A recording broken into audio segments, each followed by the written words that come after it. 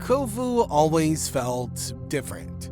Even when he was just a cub living in the Outlands, surrounded by lions full of hatred, he didn't quite fit in. He didn't act like them, he didn't think like them, and as he grew older, one thing became clearer and clearer: Kovu didn't belong there. And maybe that's because he wasn't really one of them.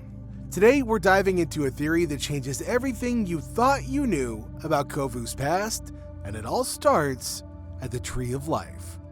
We've all heard it before. Scar chose Kovu to be his heir.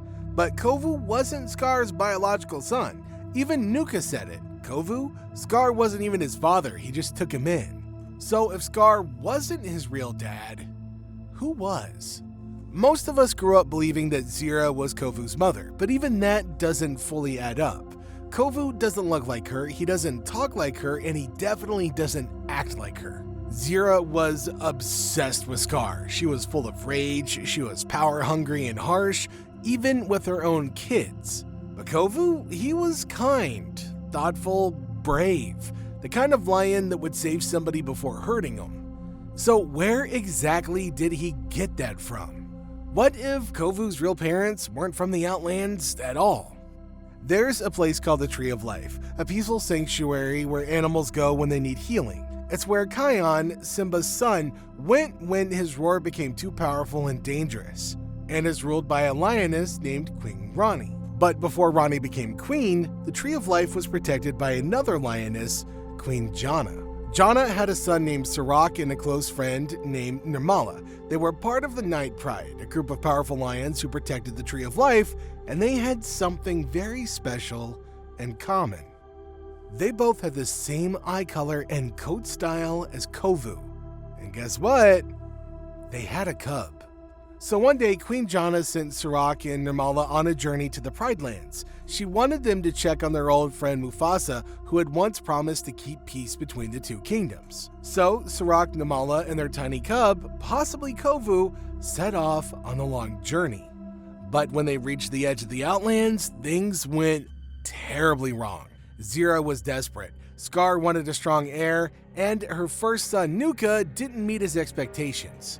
She was afraid that Scar would abandon her, so when she saw Surak and Nirmala with a healthy little cub, she saw an opportunity. Zira and her lionesses attacked. Nirmala was still recovering from giving birth. Surak tried to protect him, but they were outnumbered. The fight was brutal, and in the middle of the chaos, Zira snatched the cub and ran. And by the time Surak chased them down, they were gone. Left with no other option, Surak carried Nirmala to safety. They finally reached the Pride Lands, only to find that everything had changed. Scar had taken over. Mufasa was gone. The circle of life had been broken.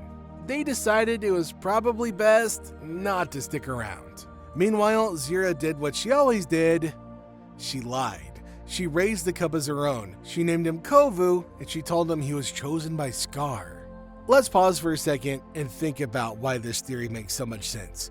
Kovu doesn't look like Zira or Nuka or Vitani.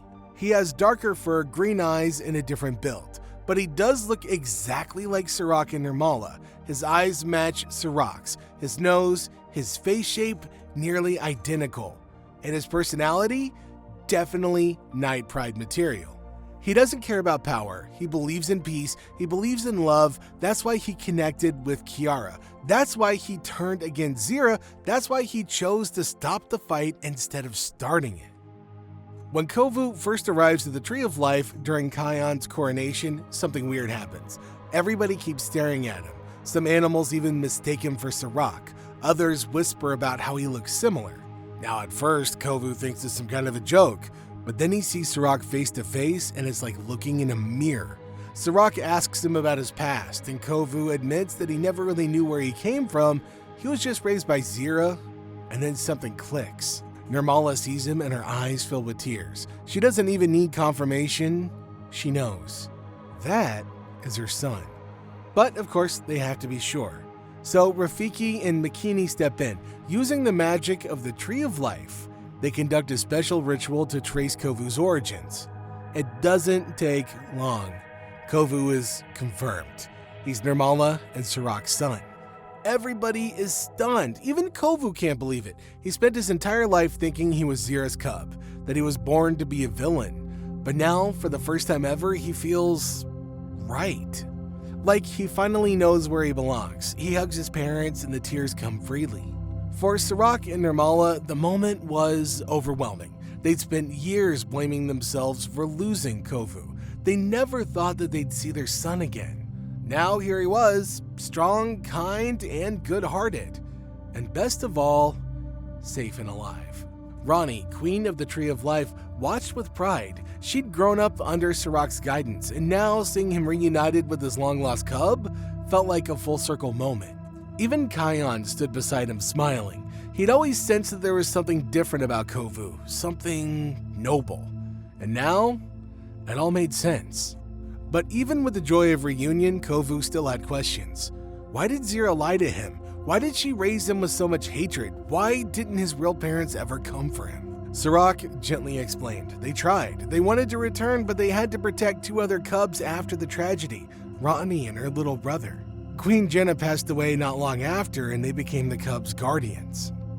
That night, as Kovu rested at the Tree of Life, little flashes of memories came back.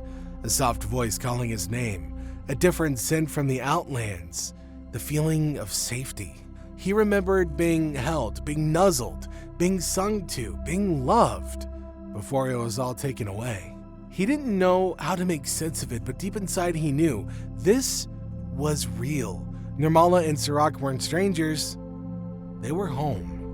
When Kiara heard the full story, she was amazed. It made so much sense.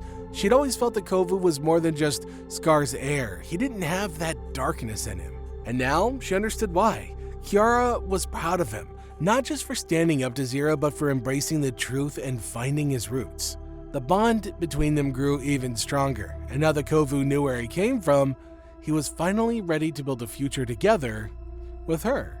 After a few days, it was time for Kiara and Kovu to return to the Pride Lands. They had duties waiting, but this time Kovu wasn't leaving behind confusion and emptiness, he was leaving with a full heart. Before they left, Nirmala pulled them into one last hug. They promised to visit the Tree of Life often. Rani and Kion welcomed the idea, excited that their family was finally expanding in the best way possible. Back in the Pride Lands, Kovu stood taller than ever. He wasn't just Kiara's future king. He was a lion of both legacies, born from peace, raised in struggle, and shaped by love. He would take everything he learned from both worlds and use it to become the ruler the Pride Lands needed. One who believed in second chances.